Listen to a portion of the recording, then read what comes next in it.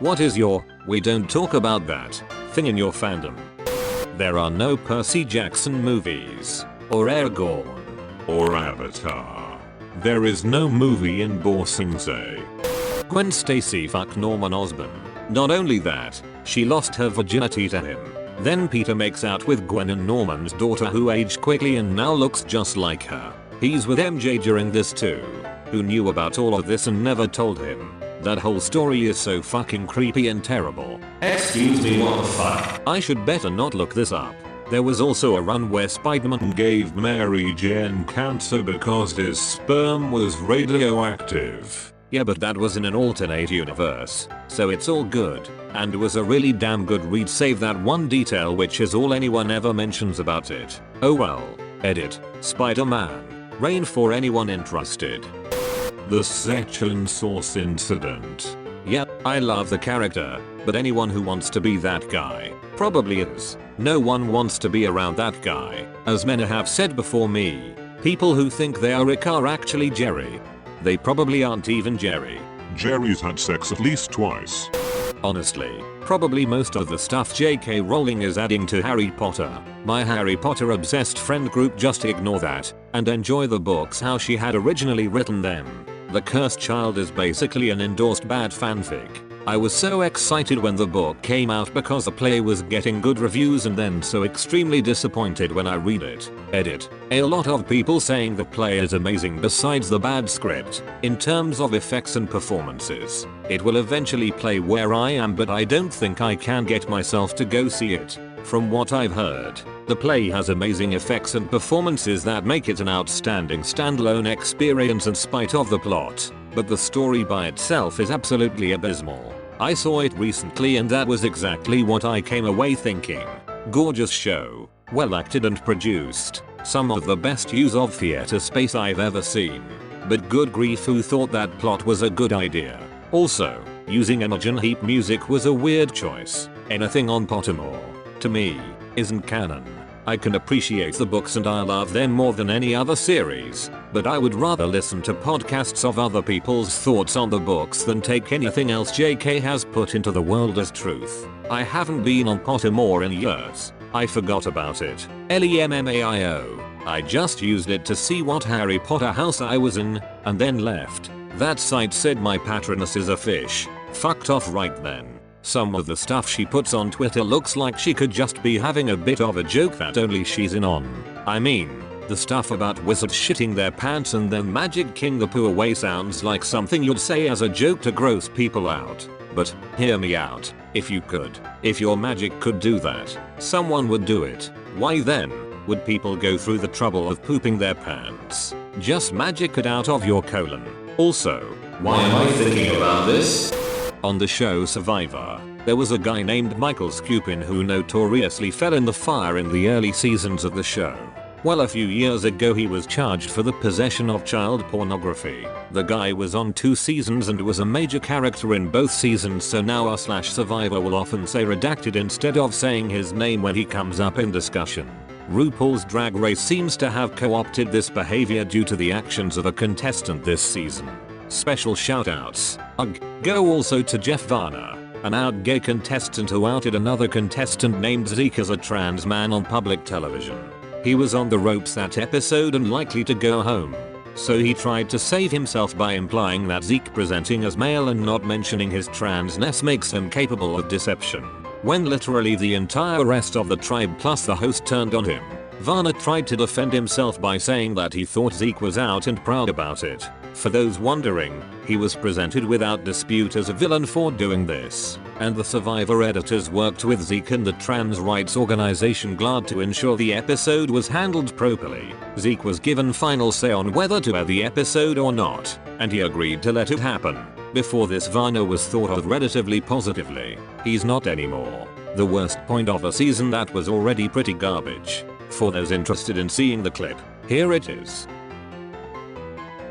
Truly a fascinating moment. I'm glad to hear that Zeke had a say in if it aired or not. The Christmas special. What about Caravan of Courage, the Ewok adventure? Scrubs last season. We already had our finale, damn it. Why don't you like season 8? Because that was the last season. Yup, 100%. The show had an amazing finale at the end of season 8 and that was that. Nothing else to see here. Goku never went to high school. Never. High school.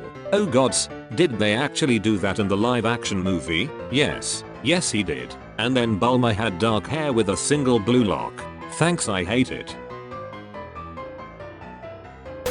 There is no movie in Ba Sing Se. The Earth King has invited you to r/Lake Leoga. Spark definitely never had a brother with mind control powers. Nor did said brother get said powers from alien god that could somehow talk to him from the galactic core but could not escape unless he had a starship. Because why would God need a starship? Also, going past warp 10 does not give you super time vision and turn you into a lizard. Or make you bone the captain. That one scene In the original Stephen King's It book, don't forget when Pennywise was the hobo that wanted to blow Eddie on Ebold Street. Or Patrick jacking Henry off in the Barrens before Patrick is killed when Pennywise becomes leeches. I love the book to death. But man, did it have some scenes that they won't let you forget. That scene was the climax. But don't forget those 2 scenes before that. The dairy disease will only let you remember that scene. But I will let you remember the 2 gross scenes before it. Don't let the deadlines make you forget about them. Oh no. Please don't use the word climax in the context of that scene. The only Avatar movie is the blue one. And it has nothing to do with airbending. Just penis hair. I would have said the Percy Jackson movies, but the Percy Jackson fans can't seem to stop talking about it and their hate for it. Edit. The 12 comments on this comment just proves my point. Haha. It's the one thing we can talk about without many arguments. Aragorn. Someone needs to step up and make a new movie. A new movie implies there's an old one. Silly. No one ever made an Aragorn movie. Yep. Sonic the Hedgehog fan. The Dark Age of the Archie comics, and Ken Penders, in general. Rule 34 artwork, and that whole section of the fandom. And there is a large portion of the fandom who refuses to acknowledge anything outside the games. Grabs pen and clipboard, begins staring intently. Sonichu. Sonichu is the Citizen Kane of utter fucking shit by a mentally disturbed individual. Game of Thrones final season was actually season 6. The first 4 seasons were incredible, some of the best TV I have ever seen. After that, it slowly went downhill. Let's not forget the Sand Snakes from season 5. If only HBO had the balls to reshoot the last few seasons, with writers, instead of clowns this time. I mean, they didn't know they were brother and sister. I don't know why people get so hung up on that. We know with hindsight that they're brother and sister, but that had yet to be discovered at the time of the kiss. Even the somehow I've always known line is overblown. Pretend that you're a high-class princess from a hub of civilization, and then you meet some backwater redneck kid who's never been off of his rinky-dink sand planet. Even if you had some vague feelings of family with this guy, you'd dismiss it.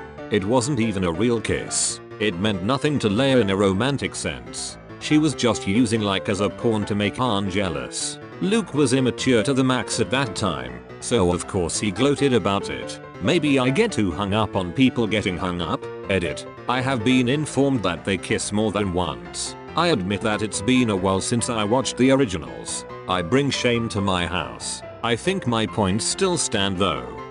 No. The fucking Eagles could not have taken the ring to fucking Mordor, because they would have been spotted and shot down halfway there. Also in J.R.R. Tolkien's world the good guys win. Not because they have the best strategy, but because Eru Ilúvatar wills it. Tolkien was a Christian, and believed in divine providence. Deal with it. He still created one of the fullest and most detailed worlds filled with incredible and mysterious characters. 1. The Eagles were a sovereign race who makes their own choices. They aren't risking their lives that stupidly. 2. They were an ancient, powerful race. You can't risk getting the ring that close to them. Shit. It was within 20 feet of Boromir, and he lost his damned mind. Imagine it being near a powerful, ancient, gigantic bird. The Uncle Grandpa episode is not canon. This Steven universe? Cause that episode is weird as hell. I was thinking about the time the Tumblr fanbase bullied a girl to suicide because she drew a thick character skinny. I mean Tamzarian. And the fact that in that same episode the judge says, "Now let's all forget about this." That guy from the first campaign of Critical Role who gets unceremoniously booted at episode 27. We don't talk about the grindstanding, the cheating, stepping on other players' moments, and most certainly we do not discuss the comment from the last episode he was on. I haven't watched campaign 1 in a long time. I've managed to find out most of the nefarious deeds done, but I don't remember the comment. Care to fill me in? Laura Bailey's character Vex is laying down a plan to deal with some problems, very capably deciding what to do and giving everyone direction. At the end of her speech, Orion says his character, who is a dragonborn and has shown no previous in-character motivation toward this, says my character gets a half chub listening to her say all this. And basically everyone took it as a comment on Orion reacting to Laura, not an in-character thing. Travis was displeased.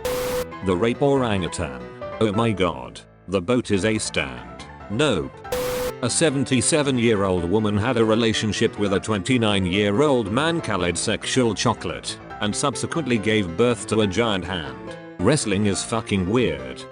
Sherlock Season 4.